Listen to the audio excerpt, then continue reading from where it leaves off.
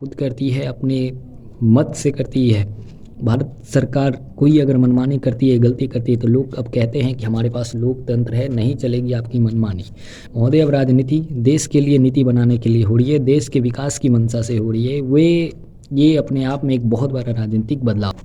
महोदय, अब बात करते हैं धार्मिक सुधार के। इस दृष्टिकोण से देखा जाए तो भारत की धार्मिक निरंतरता में काफ़ी संतोषजनक बदलाव आया। अब इसी देश में हिंदू रहते हैं, मुसलमान भी रहते हैं, सिख रहते हैं तथा ईसाई धर्म के लोग भी रहते हैं। धर्म में इतनी विभिन्नताओं के बावजूद देश में एकजुटता है। इस देश में लोग दीपावली भी मनाते हैं तो दूसरी ओर ईद मुहर्रम जैसे त्यौहार भी मनाए जाते हैं। यह सभी त्यौहार भारत की धर्मनिरपेक्षता तथा धर्म एकता को दर्शाते हैं। आज़ादी के इन 7 दशकों में भारत में धर्म जातियों के बीच प्रेम तथा सौहार्द का व्यापार हुआ, जो कि भारत देश के लिए फायदेमंद सौदा साबित हुआ।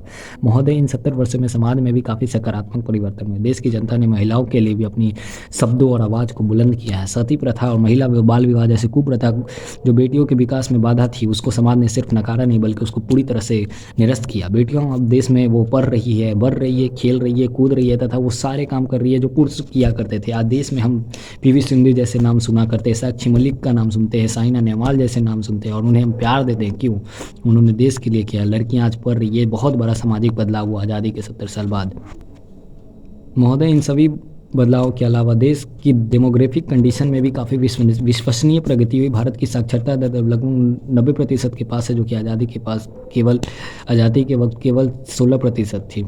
भारत में औसत आयु लगभग 67 वर्ष हो चुकी है, वो पहले वर्ष 34 वर्ष थी। औसत आयु में वृद्धि भारत की स्वास्थ्य सेवा में हुई सुधार की ओर इशारा कर रही है। इन्हीं स्वास्थ्य सुधारों के कारण शिशु मृत्यु दर, हाई इन्फेंट मोर्टेलिटी रेट तथा मातृ मृत्यु रेट में भी गिरावट दर्ज किया गया। लिंग अनुपात में भी भारत ने सकारात्मक वृद्धि दर्ज की। उपरोक्त सभी तथ्य इस बात से सीधा संबंध रखता है कि आज़ादी के 7 दशकों के दौरान भारत हर क्षेत्र में प्रगति किया। अंत में निष्कर्ष में यही कहूँगा कि भारत ने 7 दशकों के दौरान काफ़ी सुधार किया। हर क्षेत्र में परिवर्तन लाया, चाहे वो राजनीतिक हो, धार्मिक हो, आर्थिक हो, सामाजिक हो। अपने आप को सशक्त बनाने का प्रयत्न किया और काफ़ी हद तक सफल भी हुआ। लेकिन हमारा दुर्भाग्य है कि देश आज भी विकासशील देश की सूची में है।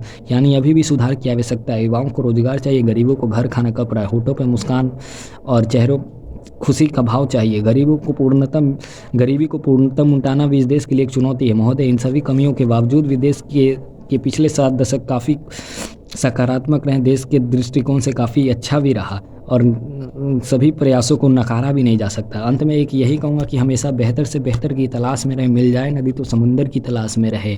टूट जाते हैं वो शीशे पत्थर की एक चोट से टूट जाए वो पत्थर है।